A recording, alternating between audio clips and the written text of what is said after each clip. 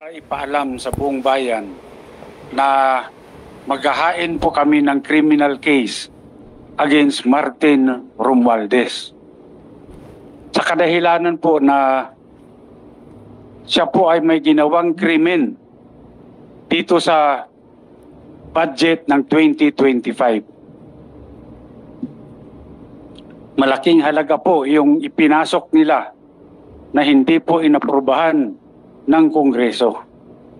Hindi po ito ang napagkasunduan sa Bicameral Committee at nagulat na lang kami lahat nung makita namin kung bakit yung pong in-email sa amin na Bicam report, may mga blanco po rito. Ngunit, nung pinirmahan ng presidente, kumpleto na. At nung tinignan namin kung magkano yung ipinasok nila na halaga, ito po ay nagkatotal ng 241 billion. Ngayon po, ewan ko kung matatawag natin na typographical error yan o grammatical error.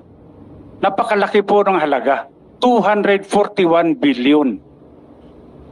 Wala pong ganung halaga ang inaprubahan ng Bicam. At hindi po rin yun ang inaprubahan sa plenaryo. Bakit po nagkaroon ng ganung halaga doon sa General Appropriations Act, GAA? Kanya po, ako bilang isang nakaupong congressman, ay kinakailangan ding ipakita ko sa taong bayan na kung merong mali, siguro kailangan din natin panagutin kung sino yung may gawa ng krimen. At dito, dahil po ilang araw na kaming nag-request ng kopya ng enrolled bill, hanggang ngayon po tinatago nila sa amin yan.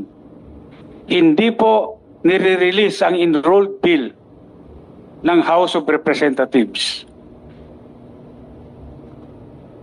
Ako nagpapasalamat sa lahat na kayo po ay nandito ngayon at upang malaman po, tulungan nyo kami para malaman ng sambayanan kung ano pong mga kalukuhan ang ginagawa dyan sa Kongreso.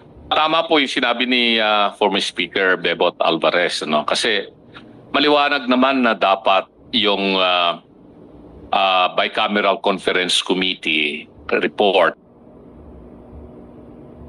Tama po yung sinabi ni former Speaker Bebot Alvarez, no? Kasi maliwanag naman na dapat yung Bicameral Conference Committee report ay i-approve yan ng House at i-approve din yan ng Senate. Maraming blanco doon sa lumabas na mga dokumento. So, may narinig ako na statement, hindi ako nagkakamali, ay galing kay Congresswoman Kimbo.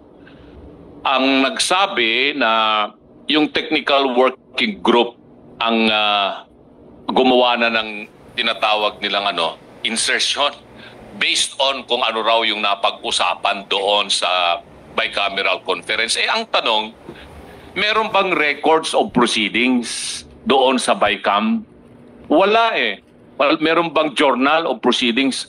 Wala silang maipakita. So, dito siguro ay kailangang maimbestigahang mabuti itong mga members ng technical working group. Technical working group sa Senado, technical working group sa Kongreso.